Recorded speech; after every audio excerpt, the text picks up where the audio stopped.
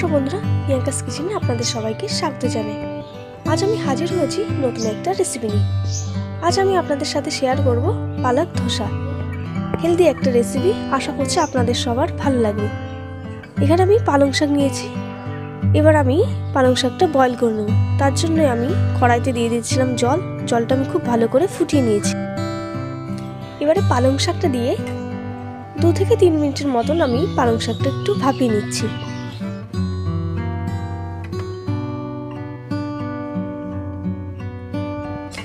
পালং শাকটা খুব বেশি ভাপানোর দরকার নেই, হালকা একটু পাতাগুলো মজে গেলে জল ঝরিয়ে পালং শাকটা আমি তুলে নেব।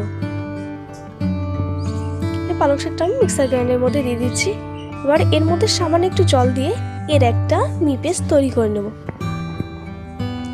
পালং শাকের পেস্টটা তৈরি করা হয়ে গেছে। এবার আমি একটা বোলের মধ্যে দিয়ে দিচ্ছি 2 বাটি চালের গুঁড়ো, দিয়ে দিচ্ছি 1 বাটি সুজি, দিয়ে দিচ্ছি 1 চামচের মতন গোটা জিরে, দিয়ে দিচ্ছি স্বাদ মতন নুন, আর দিয়ে দিচ্ছি পালং শাকের পেস্টটা। এবারে আমি এর মধ্যে দিয়ে দিচ্ছি 2 কাপ পরিমাণ জল। এবার সমস্ত কিছু আমি ভালো করে মিশিয়ে নিচ্ছি। ধোসার ব্যাটারটা খুব বেশি গাঢ় করা যাবে না, একদম পাতলা করতে হবে। খুব ভালো করে এটা আমি মিশিয়ে নিচ্ছি যাতে এর মধ্যে কোনো দানা থেকে না যায়।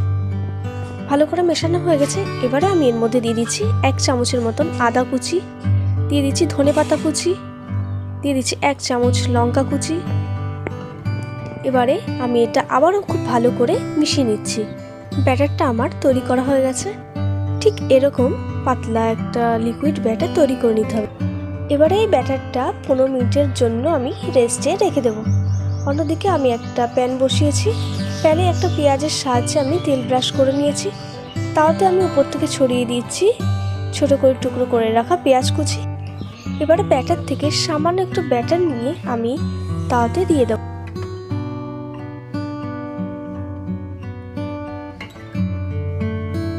ব্যাটারটা আমি চারিদিকে খুব ভালো করে একটু ছড়িয়ে নেব।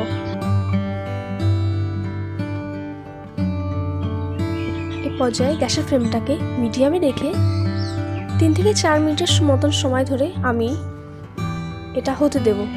উপর থেকে আমি ছড়িয়ে দিচ্ছি সামান্য একটু রিফাইন তেল।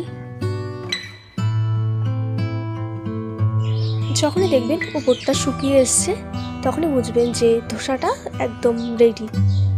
এবার আমি এটা তুলে নেব।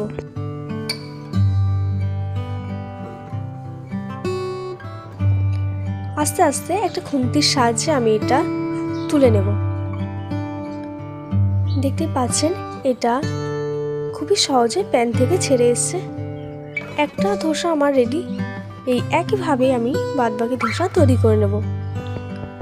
আবারও আমি প্যানে একটা পেঁয়াজের সাহায্যে তেল ব্রাশ করে নিয়েছি। উপর থেকে ছড়িয়ে দিয়েছি পেঁয়াজ কুচি, আর ব্যাটার থেকে সামান্য একটু ব্যাটার তুলে নিয়ে আমি দিয়ে দিয়েছি।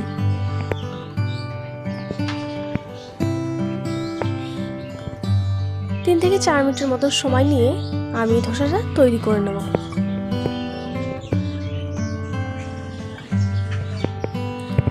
যতক্ষণ না দেখবেন উপরটা এরকম শুকিয়ে আসছে ততক্ষণ পর্যন্ত এটা হতে দিতে হবে। দেখতে পাচ্ছেন উপরটা শুকিয়ে এসছে। এবার আমি এটা খুন্তির সাহায্যে এটা আমি তুলে নেব। দেখতেই পেলেন খুবই সহজে তৈরি হয়ে গেল আমার আজকের রেসিপি পালক ধোসা বা পালং শাকের ধোসা। রেসিপিটা যদি আপনাদের ভালো লাগে তাহলে এই একইভাবে আপনারা বাড়িতে ট্রাই করে দেখতে পারেন। আর কমেন্ট করে জানাতে ভুলবেন না রেসিপিটা আপনাদের কেমন লাগলো। ভিডিওটা ভালো লাগলে লাইক শেয়ার, আমার চ্যানেলটি এখনও সাবস্ক্রাইব করা না থাকলে চ্যানেলটি অবশ্যই সাবস্ক্রাইব করার জন্য অনুরোধ রইল। ধন্যবাদ।